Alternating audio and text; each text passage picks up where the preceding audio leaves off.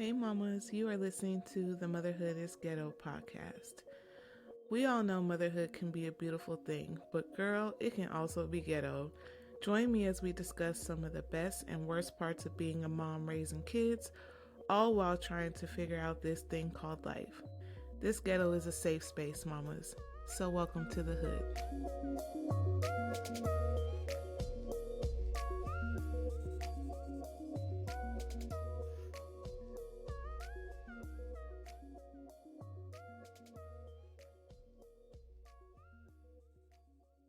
Hey mamas, welcome back to another episode of Motherhood is Ghetto. My name is Joy, and how y'all doing out there? If y'all doing all right, you already know what to say. Say amen. I pray you are having a great day and a great week so far. And I apologize. I missed the episode last week. Y'all, I had all the intention to record and upload an episode. But you know how when you get that feeling like you want to do something and like you plan to do something, but then like your body is just simply like, we're not doing that today. Like that's the kind of week that I had last week. It was like we're just everything that you planned in your mind, the body is not going to execute. And that's just what it was last week. So my apologies for missing a week. And then also too, I wanted to get my camera situation going because I got a new camera to record this podcast and I honestly did not like it. So the last video that I put out, I hated it, but I was like, I'm not doing it again. So funny thing is me and my son switched webcams. So he does his little YouTube. He has a YouTube channel and he always records in the dark anyway because he's playing video games and stuff. So I was like, well, you can have this webcam because I don't like it. Like, and I spent like $100 on it and it's not even great. And it's supposed to be like 4K and all that stuff, but I don't know, like it was just looking crazy to me. And so I was like, you can have my camera and I'll take your camera because your camera seems to be probably more my speed. And the camera that I have will probably be better for you since you record in the dark. And so we switched cameras and his camera is a 2K camera and mine is a 4K. And I think that like I think I still kind of look bright, but my color, like in the other video, you couldn't see my color. So I feel like with this camera, you can see my color better. So I was trying to get that situated before I recorded again. So hopefully this video, this podcast is live and in color for y'all and hopefully it looks good. But yeah, so other than that, I've just been working and everything and just being a mom and doing all the things that moms do. Um Nothing really eventful. Oh, I was about to lie to y'all. I was going to say nothing really eventful or exciting, but a couple of things have happened since the last time that we talked. So, first things first, Solomon made Student of the Month for the month of October. Amen. And y'all, he is so proud of himself. They gave him a little medal that says Student of the Month. And ever since then, he's been wearing it around his neck every day when he goes to school. And when he got it, I was in the bathroom and he came in and he was like, Mom, you want to see my cool medal? And I was like, sure, hell yeah. And he shows me his medal and I'm like, whoa, like that is so cool. And he's like, I know, right? So I'm super proud of him for that. And in another episode, I want to give you guys an update on how therapy for him has been going and his grief journey and all that stuff. So definitely looking forward to recording that episode and hopefully I can get him on with me to kind of talk about how his mental health journey has been going. So more to come on that. But I'm super proud of him. He has been so resilient and just trying his best. And I couldn't be any prouder of him. And then also too, Genesis just wrapped up her volleyball season. They just had their informal banquet where she got the little volleyball medal, and then she's going to be having a formal one next week. And also, too, Genesis was just accepted into the Great Debate Program, and it is a program by the National Hispanic Institute where they get students ready, ninth graders entering into 10th grade. They get them ready for like speaking, like building their communication and leadership skills so that way they can prepare like to be leaders in their communities if they choose, or whatever field they're wanting to go to, whatever college they're thinking about going to, stuff like that. It just really helps to build their skill set when it comes to communication and communicating to make change or to have influence and stuff like that. So, yeah, super proud of her for that too. She will be going to the University of San Diego next summer for 6 days, and where she is immersed in the college life. So they get to stay in the dorms, they get to eat in the mess hall, and do all the things, and they'll have their all 6 days planned out, like, with an agenda and the things that they're gonna be working on, and she'll be in, like, a group and going with other students that are from Las Vegas, so I am extremely proud of her, and for her stepping out of her comfort zone because my daughter is not she's talkative, but, like, with people that she's comfortable with and, like, with her friends. But for her, like, to want to, and now mind you, she brought this to me, like, it's not something that I pushed on her or anything like that or encouraged her to do, and she just said that they came to her school and gave a, like, a presentation and speech, and she was intrigued by it. She showed me it and, gave me all the information, but she was like, "I don't know about being away from you for 6 days." And, of course, like, I felt super happy, but at the same time, I'm like, my baby needs this experience because one day I won't be here and she can't be scared to leave home without me all the time. So I definitely think that this is going to be great for her, a great experience, a great learning experience. And I'm just really proud of her for stepping outside of her comfort zone to even consider something like this. So kudos to her.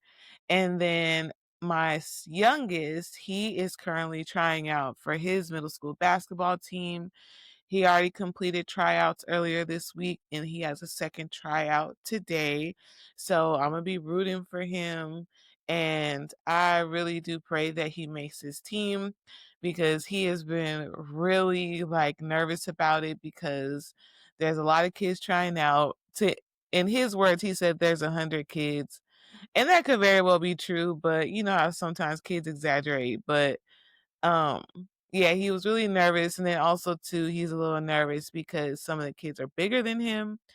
But I'm like, son, like you can't be worried about that. Like you have to run your own race. You have to stay in your lane, and you just have to show out. Like you know that you're a good basketball player. You know what skills you have.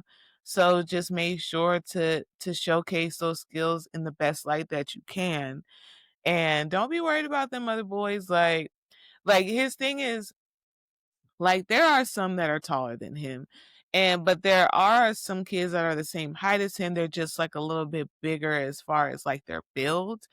And sometimes that can be a little bit intimidating to my son, but I'm like, don't even worry about that. Like, it's okay. And then at the end of the day, like y'all are playing on the same team. It's not like you got to play against them, if you make the team. So it's nothing to worry about. So I think that that helps him with his confidence a little bit. So today is round 2, and I just pray he gets on the team because he really does deserve it. He's been working hard. So but yeah, but that's a little bit of what's been going on here in this motherhood. But I'm so glad you guys are here with me today. And we are going to jump into today's episode. So, If you guys saw my last video, you already know that I talked about my dad recently passing away. And one of the things that I've been really thinking about since he passed away was kind of some of the values that he instilled in me and my brothers. And I was just kind of thinking like, what values like did my dad teach me that I live and I still live today? And what I'm teaching my kids and the values that I'm teaching them that hopefully they will go into adulthood still doing and still embodying, and what values I'm teaching them that I would want them or expect them to pass down to their kids. And it just got me really thinking about that. And when I was thinking about my dad, I was thinking about how good of a role model he was for some of those basic values that were passed down to me. And like I said before, like he was by no means perfect, but there were some things that I really, it stuck with me. Like, and it's still with me. So I just wanted to kind of talk about a few.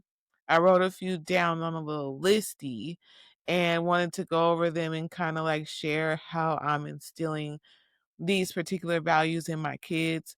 So hopefully this helps the next mom who may be wondering like different strategy and angles how to instill certain values with their kids. So that way like it's long lasting and it stays in their minds and it's something that they carry with them. Then I thought that this would be helpful to share. So the very, very first value, like when I was thinking of values, um, about like kind of like the values and the traits that I carry with me. The first one that came to mind was patience. Now, patience was one of the things that I immediately went to because I am a super patient person. Like, I am so patient. I will wait for something forever if it's worth waiting for. I have no problem waiting. Like when we go places and lines are long, I don't care about waiting. I don't have Amazon Prime. I don't pay for it regularly. If there's something that I really need, like I absolutely need it like as soon as possible, then I will sign up for Amazon Prime, get it whatever I need right away, and then cancel it. I don't need instant gratification when it comes to material things or even like the things that are not tangible. I'm willing to wait it out if it means that it's going to be of good quality, and just waiting never bothered me. Even when it comes to like my relationships and with people, there are some things that I don't have time to tolerate and I won't tolerate. But at the same time, I know that if I'm in a relationship with someone or I'm trying to build a friendship, I know that it takes time to get to a point where we're all like equally comfortable in the relationship and we know each other and our quirks and stuff like that. So I consider myself to be super patient. And also too, I have 3 kids. So I know that doesn't mean anything, and there's a lot of impatient people with kids, but I'm patient because of my kids too. So that's one of the values that really stuck out to me. And then I was like, how have I taught or am showing my kids patience? And just to give the example again, like with Amazon Prime, like we live in a world of just everything happening instantaneously. Like they can order food and it's delivered to their door. Like there's no more of that like piling the family in the car to go get dinner and then have to come back home and all that stuff. Like you could literally have dinner or even not even dinner, whatever you want, like groceries, stuff from 7-Eleven. Like you can literally have it to your doorstep within a matter of 30 minutes.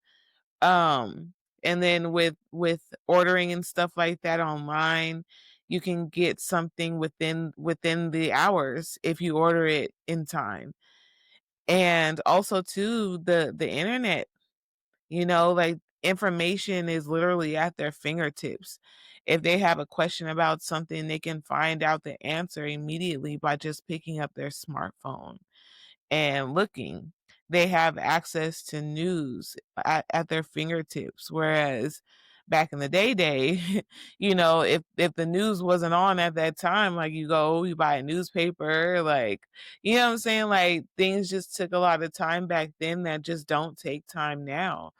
And our kids can become a little jaded when it comes to that and expect things now, even when it comes to like you as a mom and parenting, like they ask you for something, you tell them to wait, like this finna start World War III. And and I think teaching our kids the value of patience could go a long way.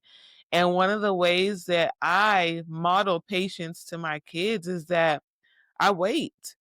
Like I said, like I only use Amazon Prime when I absolutely need it. Like I need something right now immediately. Like it cannot wait. It's a need versus a want. But otherwise, like I'm paying regular shipping and waiting for it. And also too, I'll look at something, like I'll see something and I'll be like, "Oh, I really want that." And then my daughter would be like, "Just get it." And I'm like, but, I didn't budget for that this week. So I can wait until my next pay period and then add it into my budget and, put it in my cart. And my daughter, like, she don't be understanding. She's like, why don't you have the money now? Why don't you just buy it now? But I'm like, even though I have the money now, I didn't plan for this expense, this purchase. So I'm gonna wait and plan for it. So that way I'm not dipping in money that I plan to use for something else and then trying to get money from another source to replace that money. Like I didn't plan for this, I didn't budget for it, so I'm not gonna get it right now.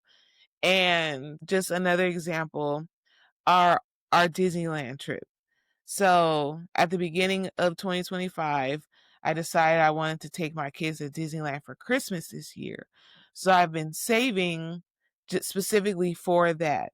And it's just for this trip, and I have a different savings for other stuff like my emergency fund, but this one was like a sinking fund for this trip. And of course, yeah, I could have taken my kids to Disneyland at any point this year, but I wanted to take them for Christmas and I wanted to save extra funds for it. So that way, again, I won't have to dip into any other money that I have saved or I have coming in order to fund and have like spending money for this trip. And I'm okay with waiting. My kids can wait until Christmas to go to Disneyland. They've never been, it's going to be their first time. And I didn't want to rush. Like, I wanted to take my time and save for this trip. So that way, when we go out there, I'm not like, well, I can't spend too much because I won't have enough to pay the light bill. Like, I didn't want any of that on their first trip to Disneyland. So I saved for it and I was patient, and now everything is funded and paid for, and all we gotta do is show up, and we gotta go spending money to get souvenirs and stuff, and that is what it is.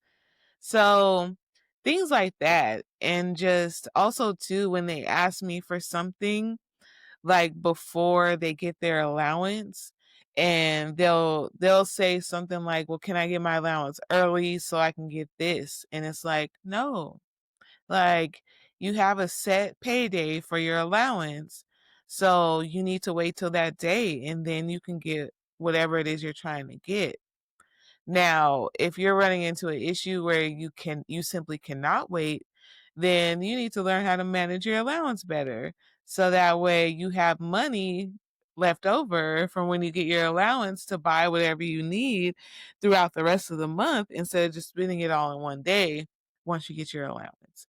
So my son is learning that right now because he wanted to buy some new equipment and stuff for his gaming and YouTube setup and stuff like that. And he was asking me like if he could get more on his allowance. to cover those costs. And I was like, no, like you get this set amount every month. So if you want to stack and save your allowance to eventually buy what it is you're trying to buy, hey, that's what it's going to be. Like otherwise, you don't have the money yet. So that leads me into my next value, which is the value of a dollar. So this is really important to me because I want my kids to understand how money works, and how it can work for them. So with me, like these little things like making them wait, until a payday, and not getting too used to being like giving money in advance or like loaned money, because when it comes to that, like you're going to have to pay that back. So for example, when my son asked me if I can give him a little more on his allowance so he can get whatever he needed for his YouTube setup, I was like, well, if I do that, if I give you a little bit extra, then that means that you're not going to get an allowance next month or the month after that, because he wanted $150 to get this equipment and stuff. I'm like, okay, so that means you won't get an allowance for the next 2 months. And he's like, what? Like, doesn't make any sense. I'm like, it does make sense because you're taking out a loan. Like, you want me to advance you the money that you're supposed to get over the next couple months. So I need you to pay that money back to your bank account because I'm giving it to you right now up front. And so he was like, well, I don't want to do that. So I was like, okay, so the better idea would be to run your numbers, find out how much each thing is gonna cost. So he was just giving me like a ballpark. He was like, I need $150. I'm like, are you sure that's how much it even costs, like what you need? Because you might be asking for more than what you need. So I was like, run the numbers, look up everything individually and see how much it costs. And with that total, just save your allowance until you get to that number and then buy what you need. He was like, I don't know if you give me my allowance this month if I'll be able to hold on to it long enough to save. And I'm like, that's cool. That's what the bank is for. So, do you want to keep your allowance in the bank and let it build up until you get to your dollar amount, and then I send you that money on your the allowance day when you have enough? And he was like, "Yeah, I'll do that." So, that's what we're doing. So, last month he didn't get his allowance. This month he won't get his allowance because it's staying in the bank. And then next month he'll be ready to go and have his money already saved so he can get it all at once and pay all at once. But this is one, teaching him the value of patience, letting his money build up. And then two, that everything comes at a cost. Like whatever you do, like as far as the money you spend, whether it's $1 or $100, affects your bottom line. So you have to be smart about it and be strategic about your money. So that's one way. And then also too, like I'm showing them the value of a dollar by making sure that I'm being responsible with my money. And when they ask me for things, like I just don't get up and get it.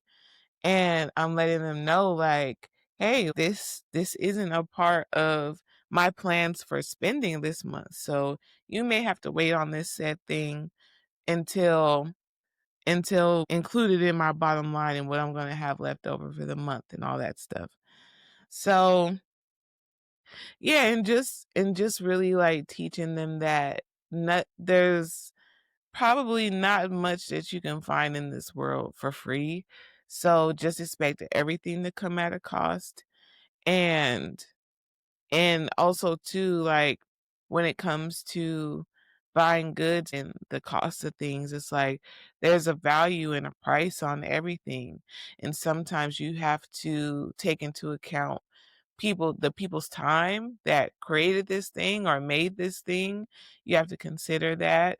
You also have to consider where it's coming from.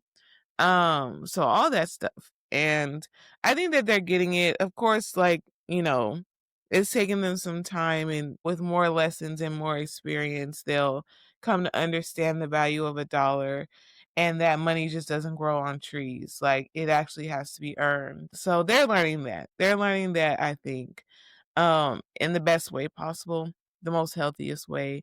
And the next value is respect. So respect is a big one. And I've said this before on another episode, but my motto is that if you want your children to respect you and you want your children to go into the world showing respect to others, it starts in the home. Amen. It starts with you, the parent. So I remember on one episode I was talking about how I don't talk to my kids disrespectfully.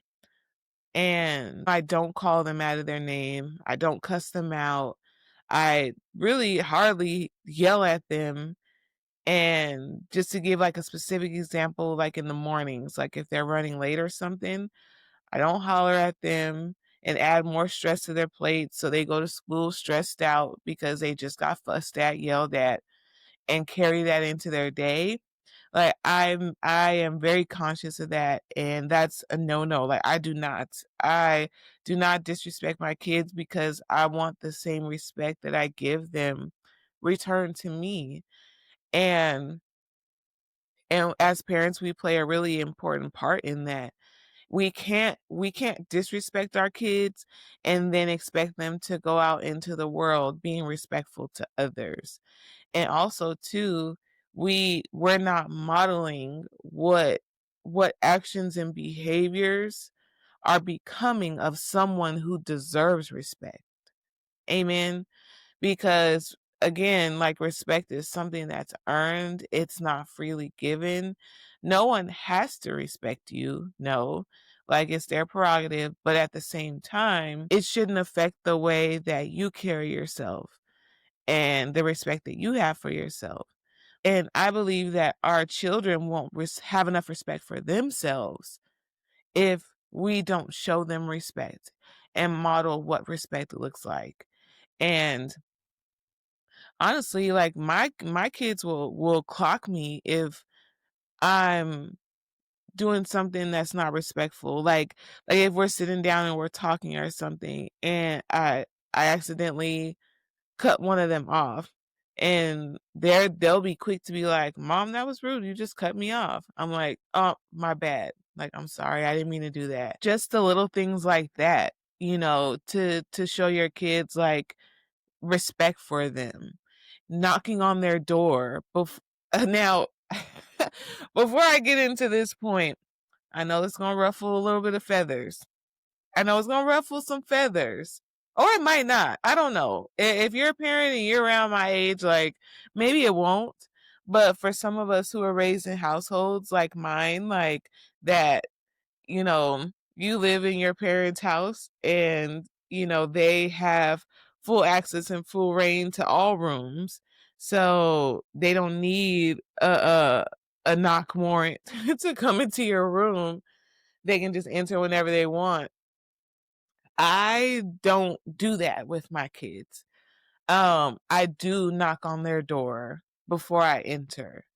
Now, if I knock and I don't hear them say anything, then yes, I'm gonna go in to make sure, like, everything is okay. Maybe they're asleep or whatever, but I am gonna take a peek in to see, like, if I don't get a response to the knock.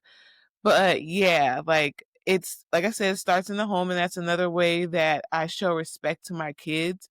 I knock on their door before I enter, and I respect their privacy because I feel like everyone is entitled to a level of privacy, even children. And no, I don't think that everything should be private, but I do feel like that they deserve some level of privacy because when it comes to their bodies and, their personal space. all that good stuff. So I show that to them because I want that same respect in return.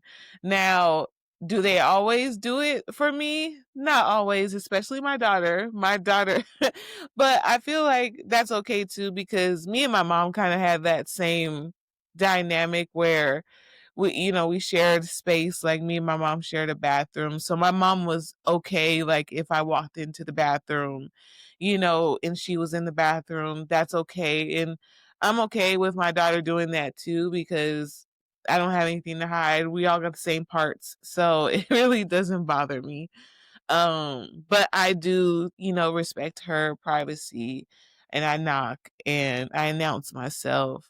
Um but if my bedroom door is closed, then they will knock or they'll call my name outside the bedroom door, and if I respond, then they'll talk to me, or I'll tell them like, "Come on, like come in." So respect is a two-way street, and I feel especially raising kids like that can kind of get lost in the sauce because as parents we tend to say like it's because I say so, or this is my house, like my rules, and not not showing any like grace or compassion to how our children may feel, or at least like getting their side of it and considering their side of it.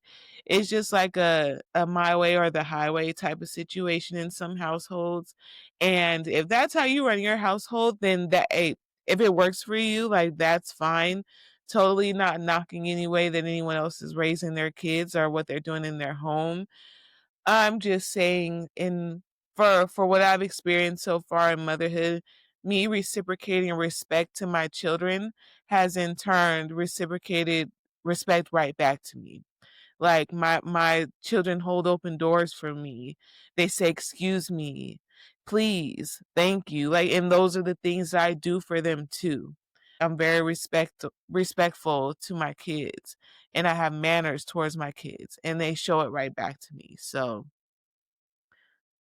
I don't know. Like, I don't know. Like I said, like everyone is different, different strokes for different folks. But I feel like if you want respect, then you have to give it.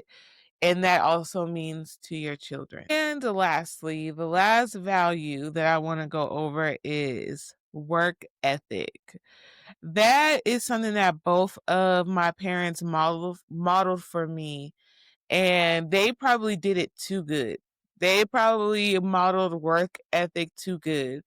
And I always tell people this. I'm like, my parents worked all the time. I only remember my parents taking like days off, like during the holidays, for our birthdays occasionally, like if we were doing something or they were taking us somewhere for our birthdays. But like sick days, my parents never got sick. Like, what are we talking about right now? I don't I'm sure they did take some, but I cannot remember them ever taking a sick day, a mental health day, just a fuck it, I don't feel like it day. Like I don't remember those things. I remember my parents always working. And since that was modeled to me, then that's how I also carry work ethic into my adult life. I just don't call out from work willy-nilly. If I'm calling out from work, then that means that it is something like serious going on in my life, or one of my kids is super sick and I need to stay home with them. Those are the only times I'm calling out. But I'm going to be touching on something in another episode that is very important when it comes to work life and all that stuff. So please stay tuned for that because I not that I'm changing my stance in it, but I am considering what taking like time off and sick time and calling out really truly means, and how it could benefit me in the long run, and not just working until I'm so empty that I actually need to take time off or I need to rest. So we'll be diving deep into that. I have a lot of things that I want to talk about in the next coming episodes. So just stick along for the ride. Stick along, don't leave. Amen. Don't leave. But yeah, I show up to work and I do my job because I want to be able to maintain a certain lifestyle for me and my kids. So I've always kept a job. There hasn't there if I didn't have a job, it was a very like short-lived, short-term type of thing. I've always had a job. And I will continue to do that until I'm ready to retire. So and that's what I'm modeling for my kids. And my kids are quick to be like, just yesterday it was Veterans Day. And my kids was like, you can't call out. Like, we know you're not a veteran, but we have the day off. And I'm like, I could call out, but I'm not going to because I have to work today. And there's nothing stopping me from going to work today. So I'm going to go to work today. And granted, there are some days that I really wish, like, I'll be at work and I'm like, I should have just stayed home. There are some days like that. But I feel like we all have those days. And once we finish the work and we're on our way home, it's just the cherry on top, knowing that you're going home to your family or you're going home to a cooked meal. So that's just nice. Like, it's nice after the end of a long day to know that you're going back home to your loved ones in your safe space. So, and showing them too that in order to have things, in order to have the things that you want and the things that you need in most cases, you do have to work for them. Have to have some income coming in order to be able to do the things and have things that you want. And going back to the Disneyland trip, yeah, I could have just paid everything up front at the beginning of the year and been done with it. But I wanted to save up for it.